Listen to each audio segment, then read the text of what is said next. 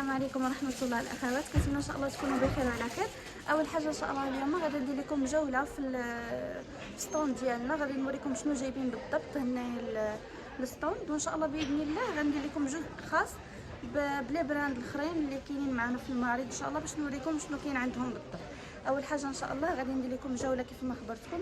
اش جايبه لكم؟ بطبيعه الحال جايبه لكم من كل حاجه شويه، يعني جايبه لكم بزاف ديال لي زارتيكل. المهم ها هي هدى. صباح الخير هدى حبيباتي، كيف الحال؟ كلشي مزيان؟ واخا كانت معايا كنعاود نسولها باش تطمئنوا عليها حتى هي. المهم المهم غادا توريكم ان شاء الله بزاف ديال لي موديل اللي جايبين هنايا الستوند. اول حاجه غادا توريكم هي العباءه ديال الراس اللي فيها بزاف ديال لي كولور، اللهم بارك. الثوب ديال الكريب صراحه هذا الموديل هذا ديجا يعني موديل اللي جديد، ما درناش ليه التصوير، راكم عارفين مع مضغوطين هذه الفتره هذه، حنا درنا ليه واحد فيديو قصير، واحد ريل في الانستغرام فقط. المهم الله يبارك كاينين بزاف ديال اللوينات اللي تبارك الله راقيين، كيجي بالراس يعني كتجي العباءه شرعيه بالخمار ديالها والثوب ديالو حريري، يعني ما يمكنش قداش مريح هذا الموديل الله يبارك. بطبيعه الحال ما شاء الله باقين فيها الوان عديده، وبطبيعه الحال سيد الالوان الاسود راه كيكون متوفر في اي موديل، غير راكم عارفين يعني الاسود هو اكثر لون اللي كيطير من الاول. فكاين هاد اللوينات كاملين. عباءه شفاء ايضا فيها لوينات اللي جداد، فيها لوينات زوينين، راكم عارفين التنسيق ديالها مع فولار متر ونص على متر ونص، سوا مزوق سوا سامبل، مع هديه من المتجر كتبقى فقط ب200 درهم. بالنسبه للعباءه الاولى اللي ديجا وريناها لكم الثمن ديالها هو 300 درهم.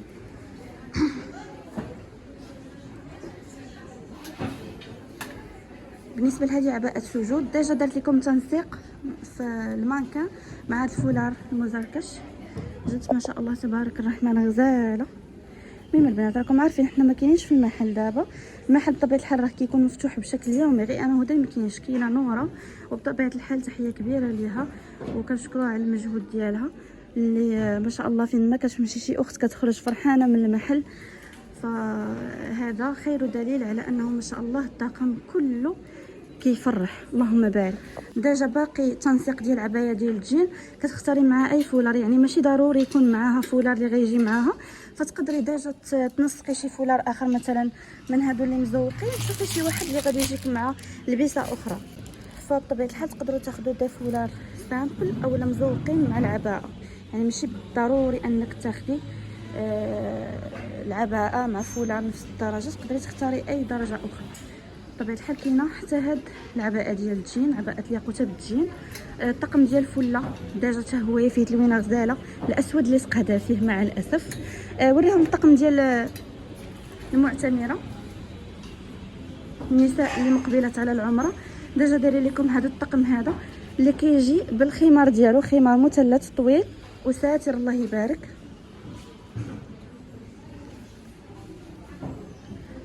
ما شاء الله شي حاجه اللي غزاله، والثمن كيبقى البنات الطقم ب 300 درهم.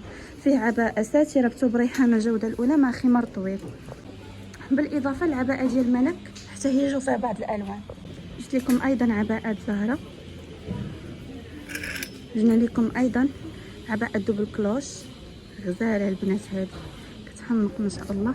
عباءه ديال الصلاه بمختلف الانواع والالوان ديالهم، بالاضافه للعباءه التاليه عباءة البرادا، العباءات المستوردة أيضا، عباءة قرة العين، العباءات والتنسيقات الدافئة، خمارات مثلثة في الألوان، بطبيعة الحال باقيين عندنا هنا في ستوك ديال المعرض، بالإضافة للكاب فودا، أمساك الطهارة مختلف ليباك، القفازات، سجادة الأطفال، البخور، الببخرة الذكية، فاك سعودي، أطقم الصلاة بمختلف الأنواع والأشكال مع العباءات ديال الصلاة والحقائب أيضا. فكنجدد الترحاب ديالي بجميع الأخوات اللي بغيو يجيو عندنا المعرض، باقي لهنا مستمرين إن شاء الله لغاية يوم 2 مارس. مرحبا بكم وألف مرحبا.